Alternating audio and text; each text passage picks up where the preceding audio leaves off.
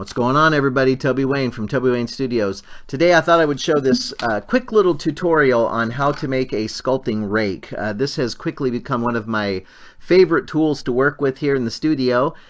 It's very simple to put together, and it's really cheap. So I'm going to give a quick rundown of this. I went to Hobby Lobby and purchased this aluminum tubing. There is brass tubing. I should have probably went with brass, but I grabbed aluminum. Aluminum is a little bit softer, but that's okay. It still gets the job done. So yeah, I bought aluminum tubing, and I think it was $2.99 for three big long pieces of it, which was awesome. And then I went to our local music store and I purchased some guitar string. I'm not sure exactly of the gauge, but if you just ask the music guy, hey, give me your thickest string, he'll probably give you this. I think this is like 0.51 gauge. I'm not really sure what that is, so sorry musicians, but anyway, yeah, so this was like, I want to say $1.25. So yeah, super cheap, which is awesome. The sculpting rakes have been kind of hit and miss for me. I've looked them up online, and I unfortunately didn't find a place, or couldn't find a place that sold them directly, like Amazon or on Google or whatnot. And then I'm finding that a lot of people are just making their own. And I did find one person on Etsy that was selling them, and I think they were selling for like $5 plus shipping and handling. So whatever, save yourself a couple pennies, make it yourself, as they say.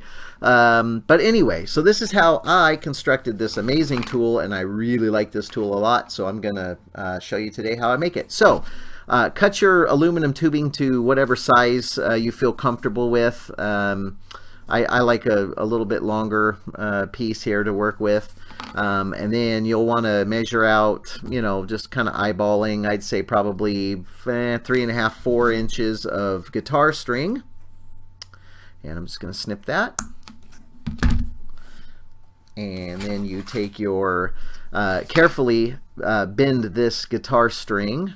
And be careful because there is some tension to this.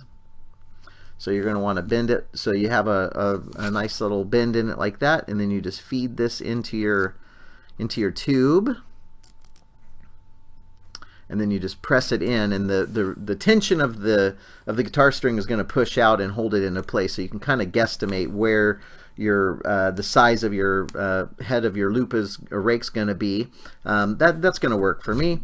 Then you just take a pair of needle nose pliers and come up to the top half here, and then just give it a good crimp.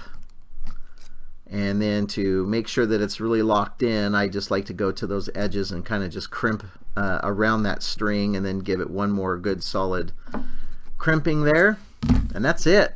Bam. What a great tool. Like I said earlier, very quickly becoming one of my all-time favorites.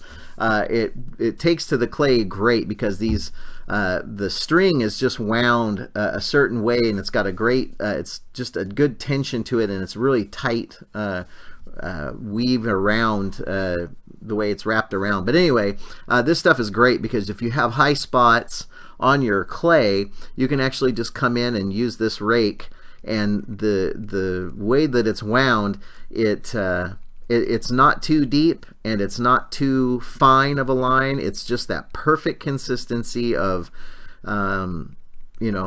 just shape, and the way that it knocks down those high spots, and then it's really easy and nice because then you can just take your lighter fluid and run across there, and it just literally just disappears. And so you can kind of just fine tune all your little details, and you can also make different sizes of this as far as your diameter goes, and then also the size of the wire itself. You can get a real fine one. I actually have a really fine one, but I don't know where it is. I think it's over on my bench over there, but just get a smaller gauged guitar string. So yeah, as you can see, I've got several of these that I've made just to have around the house, and I kind of lose my tools and I'm scattered all over the place. But with that being said, this is a great tool. I strongly suggest that if you are a sculptor and or a beginning sculptor, to, as I said, experiment and find out which tools work best for you. But anyway, this stuff is awesome, super cheap, super quick to make. and if you crimp them up and take good care of them, they'll last you a long time. So anyway, thank you guys so much, and I will catch you in the next video. Thank you.